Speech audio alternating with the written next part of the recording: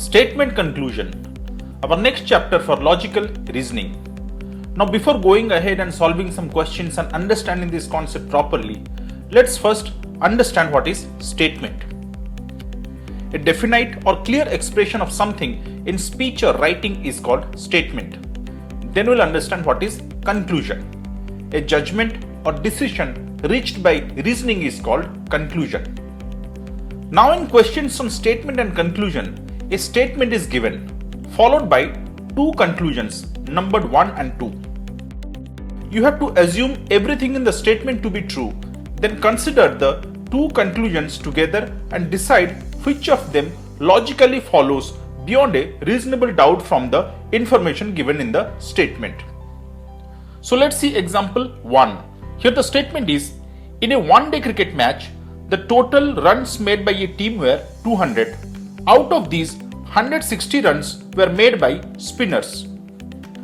Then the first conclusion is 80% of the team consists of spinners.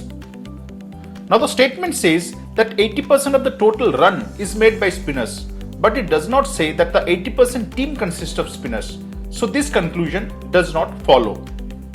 Then the second conclusion is the opening batsmen were spinners. Now in the statement, nothing about opening batsmen is mentioned. So this statement also does not follow. So here neither statement 1 nor statement 2 follows. Next example. Here the statement is the old order changed yielding place to new. And the first conclusion is change is the law of nature. Now clearly the meaning of this conclusion is same as that to the statement. So it follows.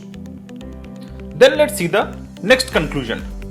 Discard old ideas because they are old. Now discarding old ideas is correct, but discarding them because they are old, it contradicts the statement.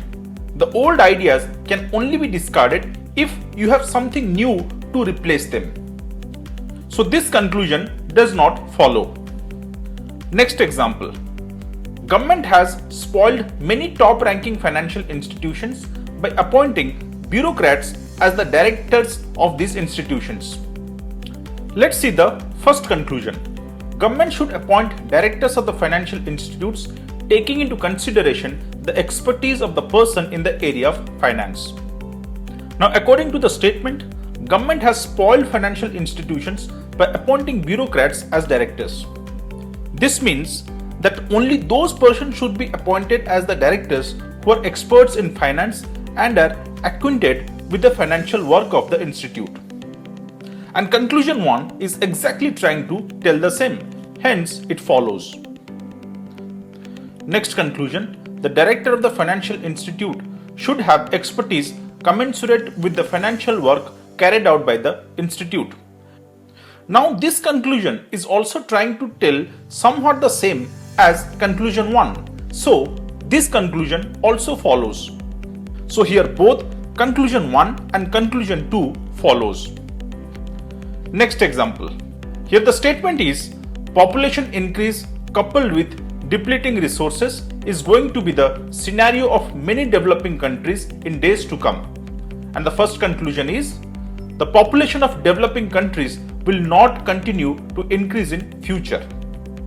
Now here the fact in conclusion 1 is quite contrary to the fact in statement. That's why it does not follow. Then the next conclusion. It will be very difficult for the governments of developing countries to provide its people decent quality of life. Now conclusion 2 has direct implications with the statement. It briefs the problem in more simpler words. That's why it follows. So here the conclusion 2 follows. Next example. Here the statement is prime age school going children in urban India have now become avid as well as more regular viewers of television, even in households without a TV. As a result, there has been an alarming decline in the extent of readership of newspapers. And the first conclusion is method of increasing the readership of newspapers should be devised. Now here the statement is focusing on the problem of the alarming increase in viewership of television, but it's not mentioning or nowhere it's discussed about the increase in readership of newspapers. So, the conclusion 1 cannot follow. Then the next conclusion, a team of experts should be sent to the other countries to study the impact of TV on the readership of newspapers. Now here also, the statement does not give any stress on increasing this research or adding more inputs to this research.